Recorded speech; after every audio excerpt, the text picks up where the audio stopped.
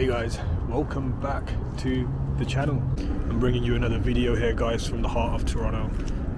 As you can see back there, that is the city of Toronto in the distance, and this is coming from Midtown, so that's actually looking south down into the city, and then Lake Ontario, which will be beyond the buildings.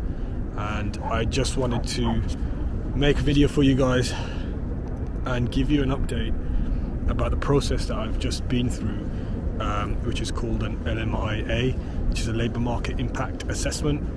And this is pretty much what I've been doing for the last 6 months of my time, and where I've been hiding and not being able to make enough content and keep up with stuff like that. So I'm going to go through the process with you guys, so if you're thinking about the Lmia, if you're applying for something like that, it might help you.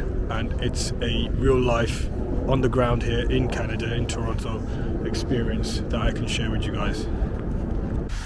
So guys, if you're looking for some information on an Lmia, I'm going to share my experience with you, and hopefully give you some pointers and help someone along the way that might be in the middle or starting their process. So the first thing you got to do guys, you got to talk to your boss, right? You talk to your boss, or you find a job or a company that offers Lmia.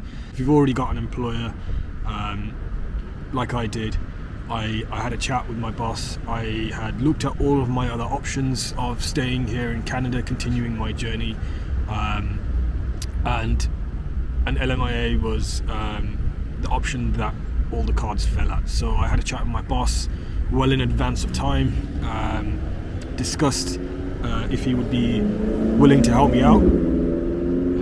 It's a very nice car.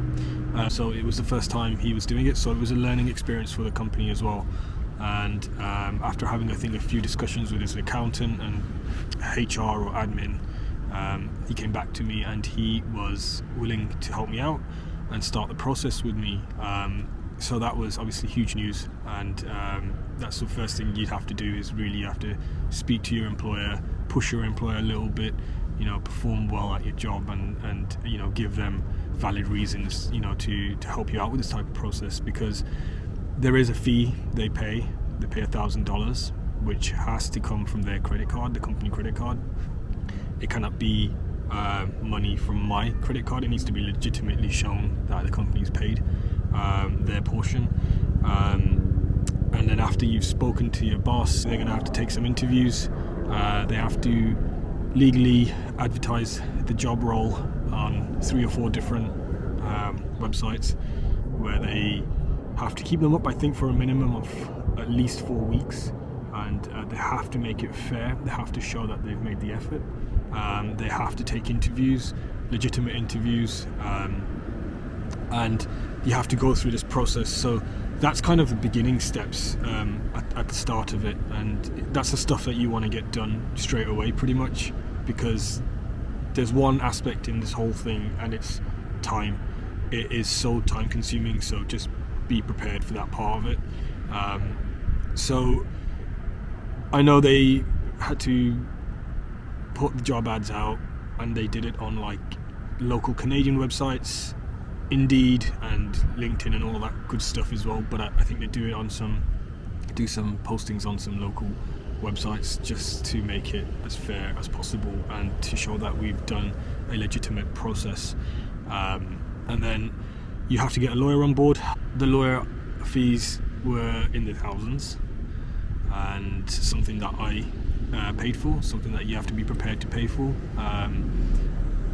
Now when it comes to the PR stuff, and I am trying to get permanent residence this year, and I'll do a separate video for that. So when it comes to that, you know, I've made my own express entry profile, and that's all pretty much straightforward. But with the Lmia stuff, there's really not much information out there to try and do it yourself, so I just lawyered up, and it really helps because obviously you've got a professional on board that you can call, ask advice, and obviously does the process for you. Do your shopping.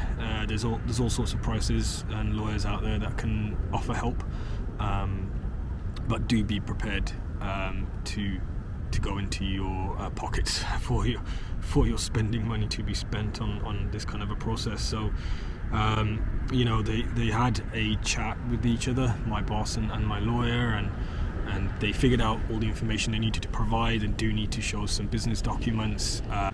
Once everything's pulled together, and after the 4 weeks of job ads and interviews and all that sort of stuff, the lawyer will put together an application, and that's what she submits. Now, this is the part where time really kicks in, because you're going to have to wait. You're going to have to wait a long time. This process took, I would say, 6 to 7 months from start to end. The time consumption is astronomical, and it's stressful, especially if you, like me, were on an existing work permit that was coming to an end, which means you have to switch to a visitor record to legally stay in the country and all this sort of stuff. It was a nightmare, but we got through it. Now, the website shows that it will be like 56 days or something to process a permanent residence Lmia route, which is the one that I was selected for, that my employer did with me and my lawyer. And what you've got to remember is that this is 56 business days. Now, it's always changing, they update it every month, but if you put that into months, that's basically 2 months just there. And I'll be very direct about my experiences, that it was shot way over. We went into something like 80 something days. So this wait was absolutely astronomical, and the biggest portion of it that's stressful is you are not in control. It's nothing that you can do. You're not able to pick up the phone and call them. Only your lawyer and your employer can do that, to find out an update on the application. I'm not allowed to do that, and I can only call my lawyer and chew her ears off every week to find out if there's been an update. So just be prepared for a long wait if that's what you're gonna do. Some people probably don't have to be so stressed about it, purely because they might have a 3-year existing visa or something along those lines. But for us, it was extremely stressful, purely because we were running out of time. And then finally, guys, after almost a 6 to 7 month wait, you get a document, and it's emailed to your employer first, and your lawyer does find out as well, I think around the same time. So just be aware to tell your employer that check the spam box, check the emails, because it can get lost in one of them. And the other thing during that process was that my employer actually had to take I wouldn't say an interview, but a phone call, again from the agency that handles the LMIAs. I'm not sure too much what it was about, but I think maybe it's just checking that it's a legitimate company, and if they have any questions, they can answer them. And then what you get, guys, is something that looks like this. And this is just a printed version of my LMIA documents, but it basically is your decision letter, and it tells you that it's a positive LMIA, so that's obviously fantastic, great news. It was a huge relief finally when we got that. What you need to do next is what I did anyway. You can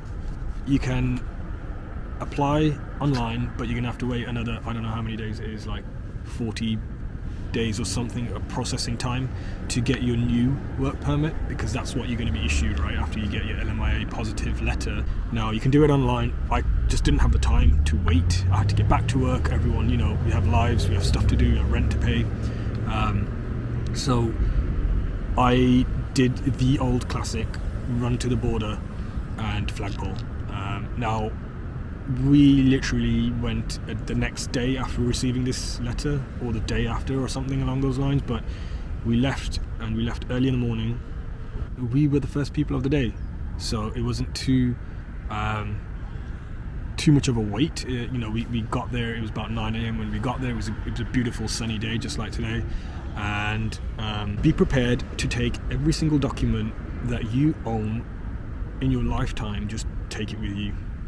I had 2 sets of folders, I had double printouts, I had old high school certificates, I had my university certificate, I had my 2 laptops with me in the bag, I had every document in the world that you have to present.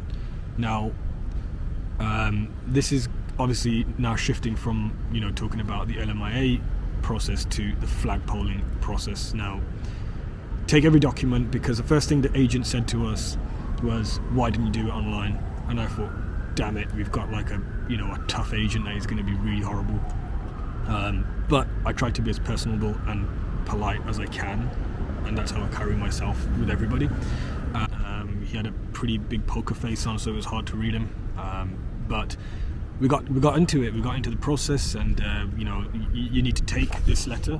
You need to take your contract. You need to take a offer letter, and obviously stuff like your passport and everything else. Like I mentioned, just take every document that you own, and the process. So we got into it with this guy, and he was, asking us questions, and he was kind of quizzing us, and he wanted to see my university certificate, so I was really glad I took that. He wanted to see some proof. I took some pay stubs for about 3 or 4 months, and he said, well, these only go back 3 or 4 months. I was like, well, I didn't really want to bring a whole year's worth of pay stubs, right? And by the way, guys, I am married, and my wife was with me, so she was also there to get a spousal open work permit with me, so she can continue working and doing stuff in this country. So we kind of went back and forth with this agent. He asked for so many other documents. I just had everything ready, everything prepared. He wanted to see our old visas that we were on, the work permits that we were on, so we showed those. I think it's just a test to see if everything's legit, right?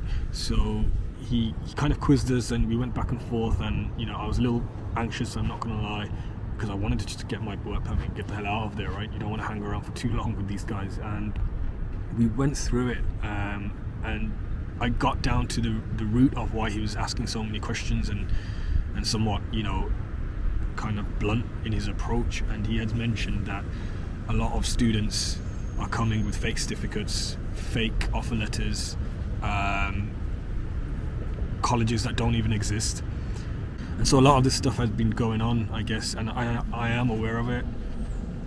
I do see the articles on social media and all that sort of stuff, so it's quite sad, to be honest. But he made a valid point where if these students haven't even Googled the address to know if it's real, how legit are they really interested in studying or going to that university or college, or they're just coming to work and then overstay and then be illegal immigrants and put pressure on the system, right? So by the end of it, we were best buds with this guy, and he was great. He was a great help. Yeah, guys, that pretty much is the process of Lmia, the experience of flagpoling. It's the first time I ever did it. He was happy. He printed us off our documents and our work permits, and my wife got a spousal open work permit. We had everything with us. We had the marriage certificate. We presented all the documents, and he was satisfied, and we had our work permits. And that is what I have pretty much been doing every day, every weekend, after work, during work sometimes, with the lawyer and with my employer for the last 6 months. And it has been a hell of a journey. And if you are looking into getting an Lmia, be prepared for the time and to pay. And I wish you the best of luck. We've managed to. I personally believe it's probably one of the hardest processes that you can do. So I think the Lmia is just really a tough process, and it's a long process.